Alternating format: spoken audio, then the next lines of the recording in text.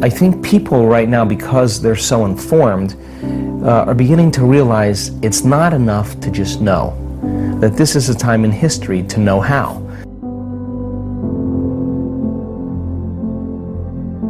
We have never, in all the studies we've done, we've never seen people be able to change their brainwaves as quickly and as efficiently as this particular group. The scale is off the chart.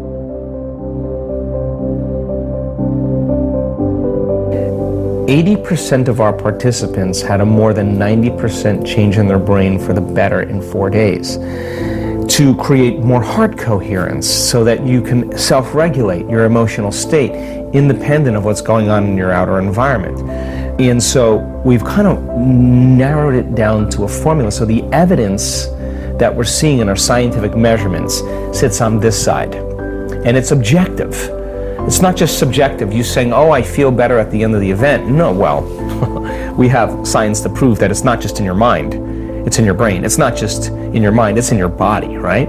And then there's this other arena that's starting to unfold that's actually surprising me on a daily basis, and I'm so changed because of it, because in our week-long events, we're witnessing miracles of biblical proportion. And I'm talking about blind people seeing, deaf people hearing, tumors shrinking, MS, huge changes, people with crutches and walkers are walking without them. I mean, we're seeing very significant changes taking place.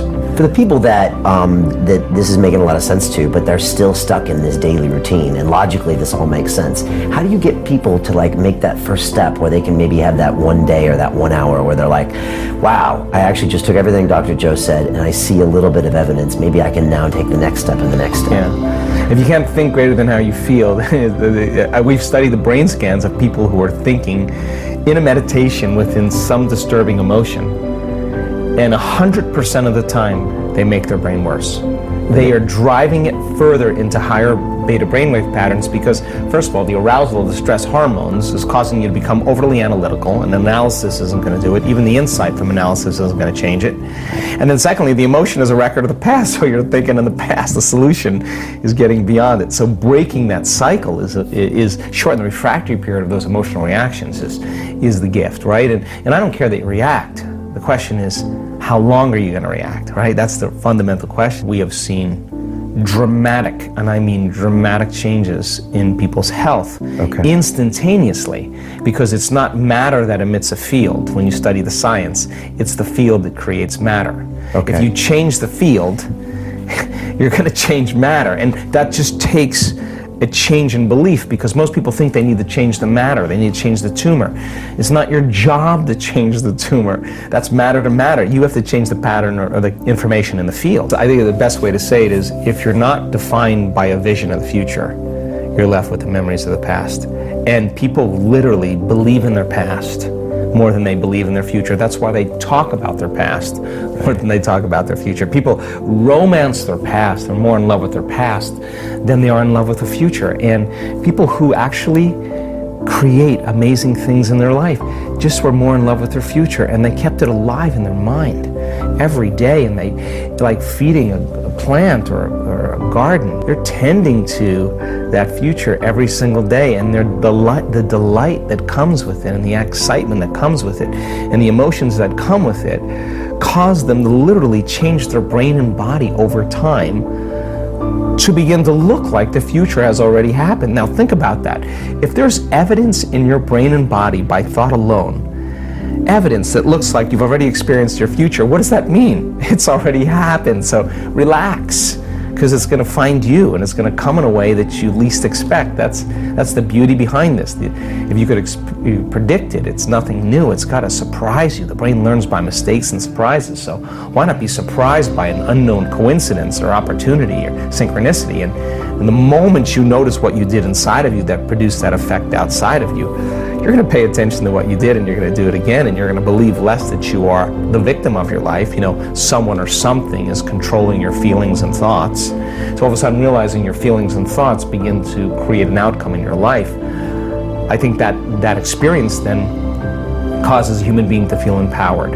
They start to believe in themselves more. And I think when we believe in ourselves, I think we believe in possibility. And when we believe in possibilities, I think we really believe in ourselves. And getting people to that point, to realize that nobody's excluded from this. You can't tell me any longer that you're too old to do this. We have brain scans of people in their 80s that will blow your mind, and they could be watching. Always focus on a future of yours, and by doing that, you can start healing yourself in all ways. You can't tell me you're too sick to do this work. I've seen super sick people with 50 brain tumors turn their life around. They have no brain tumors, 50 brain tumors. Okay, the future. You can't tell me that you had a turbulent past and you can't do this work. I've seen people that had the most abusive past. They're the happiest people in the world. Okay. You can't even tell me that you've never meditated before, because many times the people who have never meditated have the most profound experience because they're not expecting anything. You can't tell me you're too overweight, you're too underweight. You can't tell me any of that. You can't tell me you're too this or too that. I've seen it in all shapes, all sizes, all colors, all ages. The stronger the emotion that we feel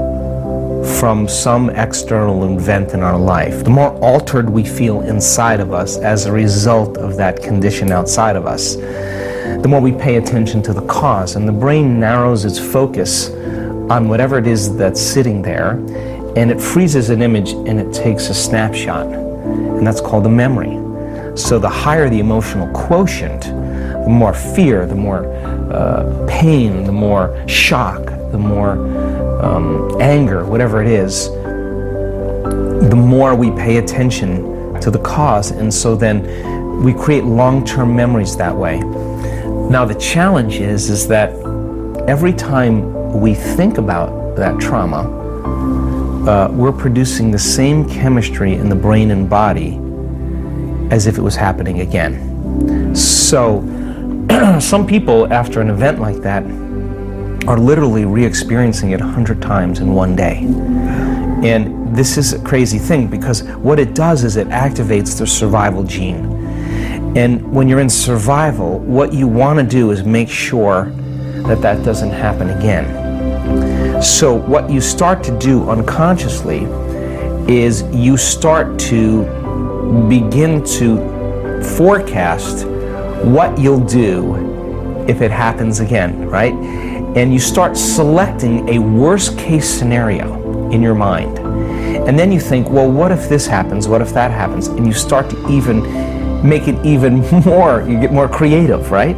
And every time you do that, you start experiencing the emotion of that future based on the pain of your past, the fear of your past, the anxiety of your past, the depression of your past. And so the person's conditioning their brain and body into the past, and at the same time, they're literally bracing themselves for the worst case scenario in their life, because in survival, if you prepare for the worst, there's better chances of survival. And you could have 10 really great things go on in your life, and you could have one bad thing, and you keep focusing on that one bad thing because you got to be prepared for it happening again. So people unconsciously then spend their whole life looking around the corner, waiting for it to occur, and they're on guard. Now that's not a conscious process. Common in PTSD from soldiers. So they're common. Constantly looking for the roadside bombs, and they're highly elevated, and it's very it's unconscious a lot of times. What they're doing is when you're in that brainwave state, you're sweeping your environment to determine if there's anything out of order. And you're doing that because the brain is on such an aroused state. In survival and stress, the brain is in a very alert state, and the brainwave patterns are high beta. You're super aroused, you're super alert, because you're vigilant about one thing out of pattern that looks unusual or unrecognizable. And the moment you see that, it's that thought that opens the door to the conditioning that you've been creating all along. Remember, this is not a conscious process. It's no different than ringing a bell and watching a dog salivate. The stimulus is also causing an autonomic, physiological, chemical change that's taking place in the person's body. And that person literally, from a biological standpoint, is back in that event. Right. And they're going to behave in almost the same way that they did then, because they're trapped in survival, right? Right, and like you said, that's a snapshot. A lot of people never ended up talking about that event because there's a shameful process there. So it literally stays there. You're frozen. You're frozen. You've stopped, from that point forward, you've stopped evolving. What we're saying is that if you can't overcome that emotion, then you can't create anything new because that emotion is keeping you tacked to the past, right? So then Your whole future is written then. It's just, it's done. Yeah, it's done. It's done. You're in a box, right? You're in a box. So what we know, according to functional scans, is that talking about it helps to diminish some of the emotions, but it doesn't really change the brain or body that much. You can talk about it, you can have some insights, but until you begin to make fundamental changes, you're not going to go anywhere. That for me, it's never about the event. The event is incidental. It's about the emotion. Right. So then when you start lowering the volume to that emotion and you teach a person how to get beyond their analytical mind, enter the operating system where those subconscious programs exist, change their brainwaves and begin to make significant changes. When they start making those subconscious changes, they're less reactionary. You teach them how to find the present moment.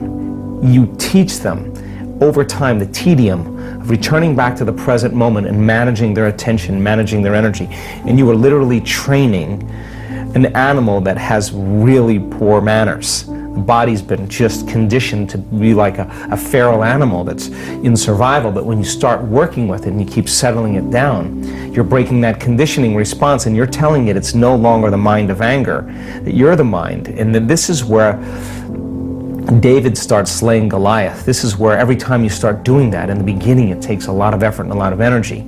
But if you keep practicing, we have so many brain scans to show so many people healing from anxiety and depression. You can't be anxious if you're in the present moment. You can't be depressed if you're in the present moment. You're in the present moment. You're not thinking about the future or the past, and you start managing that world. Then the body that's holding on to that emotion, when it finally gets trained, like training an animal to sit. If you're working with it, sooner or later, if you keep telling it and training it to sit, sooner or later it's going to acquiesce, sooner or later it's going to surrender to another mind. And when that happens, boom, there's this liberation of energy.